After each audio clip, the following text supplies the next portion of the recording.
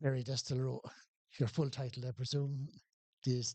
That's my full title now for a long time. It was even sergeant or retired Well, sergeant. retired Retired sergeant, I sergeant, would yeah. say. And I'd Yes. say when you were in the police force, there probably wasn't that many women in it, in fairness, that time. No, I was number 64. Egypters. I wasn't one of the first, though. Yeah, yeah. In 1959, the first females joined, Mhm. and then I was 1974. We got it. Yeah. So big changes since then. Isn't it? Yeah, yeah, yeah, Yeah, yeah. It really yeah. has come on, I suppose, in leaps and bounds. And I suppose your big connection with us then is, of course, your wonderful work with your poetry.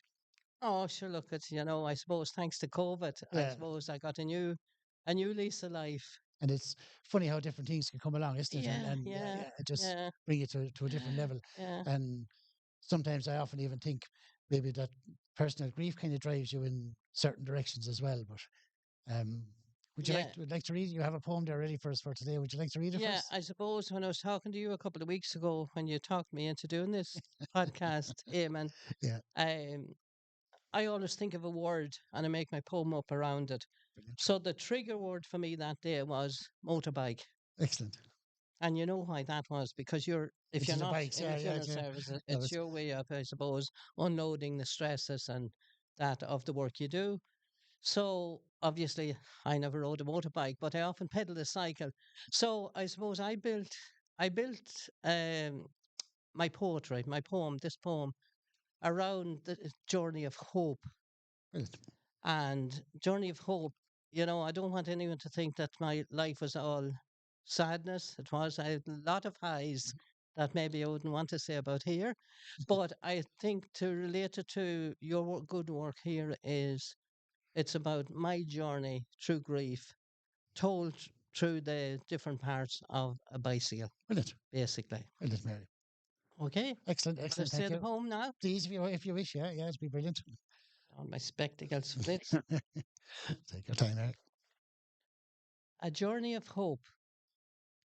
Each morning brings a road anew from depths where heavy shadows grew. Yet hope still rises, steady, near, a guiding voice we learn to hear. No walls can hold, no weight can bind the turning wheels of heart and mind. Forever the journey of hope. Pedals spin through highs and lows, the chain may slip, the tire may blow. A puncture comes, the spokes may bend, but every break is one we mend. With steady hands, the ride goes on. Each fix becomes a braver song, resuming the journey of hope. Rest a while when hills are steep. Let aching muscles find their sleep. Then oil the chain, release the brake, move forward stronger with each ache. Though storms may fall, though roads may wind, the light of faith is never blind. It leads us through the journey of hope. Absolutely brilliant, Mary. I suppose what that encompasses really, Eamon, is a journey of grief, personal grief, over the years. As I said, I have a lot of highs in life, but there are a lot of lows too. I suppose that tested my faith and my hope Yeah. and brought me to, I suppose, on a different journey that's made me a better person. And sometimes I often said when I'm dealing with a family who are suffering bereavement or have had maybe a tragic loss, sometimes I see myself, and I wouldn't be one for knocking down the door of the church, but I see if they have great faith, it definitely guides them and helps them in their journey. Without a doubt, I can look back and say that. Yeah. I suppose I have, I have four siblings who is deceased. Two of them very young, one at 35, the other one 52. Two tragic accidents. So that tests your faith. That's an awful lot of bereavement, unfortunately. Yeah, Yeah, yeah, an awful lot. but look, you have to find a mechanism of going through the five stages, Yeah, and I suppose that's what I tried to bring into the poem there too. That you start off the first stage. You have to realize, right? There's grieving. It's a process, but you have to try and get on that bike and make a change, yeah, make a little change. A lot of wobbles yeah, at the beginning. As soon as you catch those handlebars to try and improve or help yourself, you know. Yeah, And I often think if you dive into something else, like one thing I always remember, I suppose, that stands out. I remember when poor Forrest Gump was feeling a bit down on himself, he started to run, and he ran so long. But you see a lot of people who will do different things. Maybe they'll start up a charity in the person's name, or they'll start just doing an activity they didn't do before. People passed away before they had grief. And even my own little journey here with the podcast is probably brought on again, maybe by people that are gone from my life now, and I have space in my life to do this. And so I suppose people just take on different things that help them with their grief, don't they? yeah, yeah. And I suppose the people around you too, you Mhm. know, they're, I suppose, what you clutch to as well Big time. to help you through it as well, you Yeah. know. Yeah. Because I remember even speaking to a lady who had lost her son when he was only maybe 20 or so. And I met her in the shop one day, and somebody gave out for visiting the cemetery every day, that she had to get on with her life. And I said, I hope you told him where to go, because I think that's very easy for somebody on the outside to say. Yeah, and you know, there's no real answer to any of that. And I could say out of the four deaths that I had in my family, I grieve differently to every one of those, you know. But I suppose the one which was in 1980, my brother, 35 years of age, he was killed in an accident. Um, that probably was the biggest test for me. And I reacted differently to that than I did to the other three. Of course. Yeah. I don't know why, Yeah. but it just happens that way, And you I know. suppose it was your first real experience ever close. It was, and I was younger, I suppose, and Yeah. not Yeah. used to it. But also, I suppose one thing I remember, I have never gone to the scene where my brother was killed. Whereas with the other three, I've no problem doing it. I know it was up in Donegal, but at the same time, I go to his grave. Yeah. But to go to the scene, I never did it. God. Probably never will. Yeah. Yeah. That's just a decision I made, and it's not holding back grief. It's thank God that I've got over that. Over You that. know, Yeah. you remember. You don't ever forget. And then different people deal with it differently. Some people like that will visit the grave an awful lot. Mm. Some people won't visit the grave, but maybe they just deal with it in their own way. They don't Yeah, actually have to visit the grave, or exactly. be on your Yeah. knees in the church at all time. But just you come up with your own way of handling it. And I often said, if I went to your house for argument's sake now, we sat down to have tea, and you put out 3 cups, and they said, who's the third one for? And you say, God, you thought your brother was coming because he would normally be there at that time or something. Yeah, And something yeah, that just hits you like a train. yeah. And I suppose the initial stage of grief, that's very much, you think you're waking up from a bad dream. Hmm. Really, do you know? Yeah.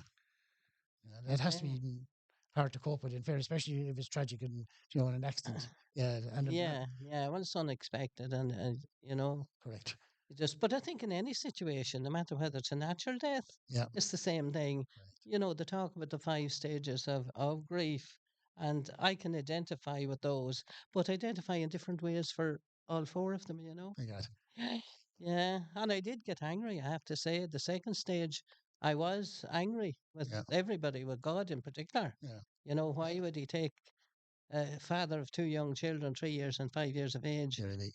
You kind of blame, but then look at you have to go back to reality too and say, right, you can't be going around feeling guilty or blaming anyone. You just have to move on, you know? And it's very easy for somebody on the outside to say to you, I know. "Can't Mary, pull yourself together." But Yeah. it's a tough journey, and you've got to do it. And one thing they say, which is, people sometimes, maybe if I met you, I'd avoid talking about. And they say, actually, you're better off to talk about the person that passed Yeah. away. Yeah. It's amazing you mentioned that. I remember loads of my friends did avoid me, Yeah. whereas we used to be going out together and they'd be kind of walking away the other side of the road if they seen me. I've often done that too, mind you. And I suppose it's just, they just don't know what to say, is probably the Exactly. big issue. Yeah. Yeah, the big Yeah. problem, that if they knew what to say, they'd be the Yeah. first to say it to you. And I often say to a family, even when they come in and they sit down to make their funeral arrangements, and maybe like that, they're burying their brother. And I would say to them straight out, I don't know what you're going through, because thankfully I haven't Yeah. been in that situation. So you have to kind of sit back and be patient with people and give them, maybe sometimes they might be a little cross or angry, but you have to stand back Yeah. and accept that they're Mm. going through a terrible, terrible turmoil. I remember vividly my uncle saying to me at my brother's funeral, saying, Mary, you'd want to tighten yourself up Mm. You know, I felt like killing him that day, but we often laughed over it since, you know, like Yeah. he probably was right. I needed to tighten it up a bit.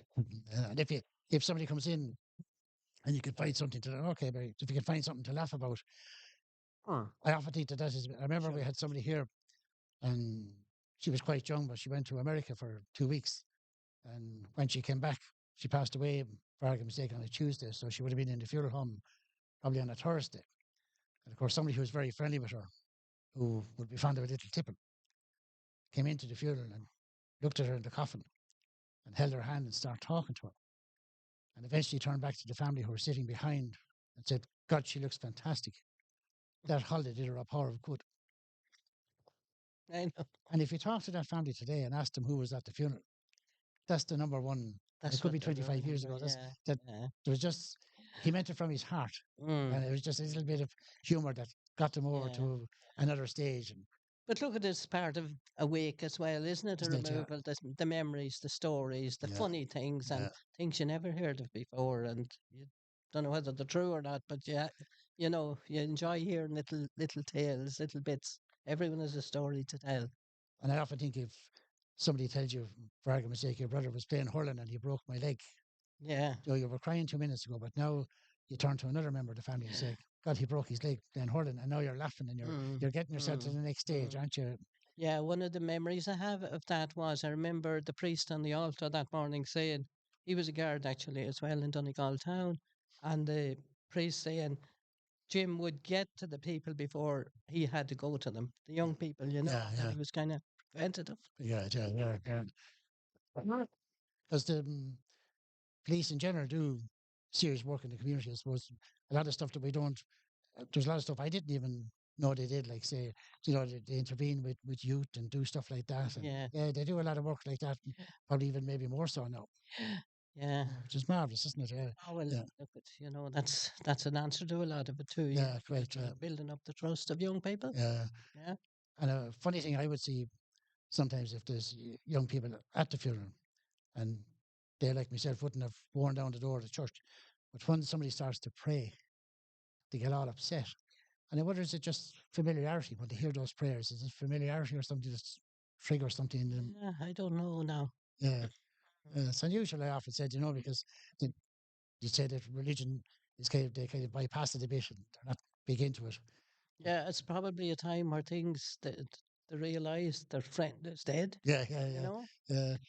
And then I often wonder, does it trigger something, maybe a bit of familiarity that maybe they used to say the prayers with that person that Mm, passed away, mm. uh, uh, and where do you see our poetry going now? You're going to take it to the next Uh, level? I don't know. I write most days I'd write a poem before I wrote my book, as you know, Yeah. sponsored at the time, I remember. And that was great. I love that. I don't know if I'd do another one. There's a lot of work in Lot it. of work in it. Yeah, it takes a big But I commitment. love writing the poetry. Yeah, it takes a big commitment, I suppose, really to.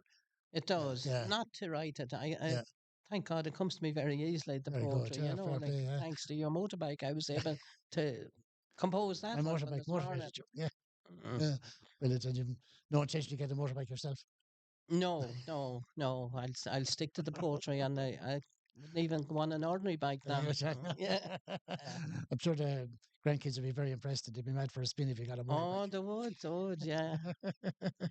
I say that was, They wouldn't like to see that side of me. yeah, They see me as a very soft granny, you know. you'd have Scott and Eddie up in the back of Oh, it. he'd be on the front of it, I'd say. Yeah. It was great to come in So, and share your grief because I think by sharing your grief, hopefully it helps someone else that they're setting out on that journey. Because I often even say to a family, when they come out of the cemetery, you think you're finished, that's the end of it. But it actually just starts there, doesn't it? You really have yeah. an awful lot more And to do after that, then, don't you? yeah, and I suppose even I'd say, you know, for people who are grieving, it's great to write down things because it does help you. You know, not everyone could go and share it with a friend or with somebody in the family, but to write it down, I find poetry great, not just for grieving, just for anything. And I started it the time of COVID because I was pure bored. Yeah, don't we all? I was Yeah, confined to house, no motorbike, yeah, no yeah, car great. Yeah, then. yeah. We had to stay at home, Your exciting you know. outing then was to come up here and record some videos for us that we could put on our YouTube channel. That was, Am that I was, the right height, that one was the about height of my? your excitement, wasn't it then? Yeah, yeah. I might write one about my cough now at this stage because I hope it's not going to uh, cause any grief to anyone. not at all, not at all. I mean, these things happen. So, Eamon, yeah, It's lovely to talk to you, Mary. Really, really nice of you to come in and spend a little bit of time. I would say, hopefully, your journey will maybe help someone else and they'll see that, exactly, yeah, because oftentimes I suppose the biggest problem for people is they can't see any light at the end of the tunnel, yeah, and they're just maybe stuck in something. And even like you said in your poetry there, if you can rest, but when your mind is very active, that can sometimes be very, very hard to do, can't it? And then before I started writing poetry, I suppose there'd be no way I'd come in here and Yeah, talk about grief. yeah, I yeah, wouldn't because I'd be afraid of break down. yeah. There's a way of expressing. Yeah, Yeah, yeah, yeah. it's a natural part Yeah, of course, there's a natural of part the of journey. course, there's of life and of the journey, yeah, Yeah. and not an easy part, in fairness. Oh, No, no, there was one line I had in the poem, but I've lost it now. But it was more or less, death is not a journey either, yeah, and it's not a destination, mm, and that's, I suppose, very important in terms of hope, the yeah, journey of hope, yeah, that there is something after. yeah. Yeah, hope is a great thing to have, isn't it? No matter what. Yeah, And yeah, yeah. yeah, And also, even as you get older, you're only a young fella, but as you get older, you realize faith and hope is very, very important. important, aren't they? Yeah, yeah, Spirituality, yeah, prayers, for me, yeah, yeah, yeah. anyway. And even sometimes I remember myself one time just setting a happy song, that when my phone alarm went off in the morning, it played a happy song. Right. And the funny thing, that song would stick with you for the day, and it would change your humor bit by bit. It would change your humor because you're starting off in happy humor in the morning.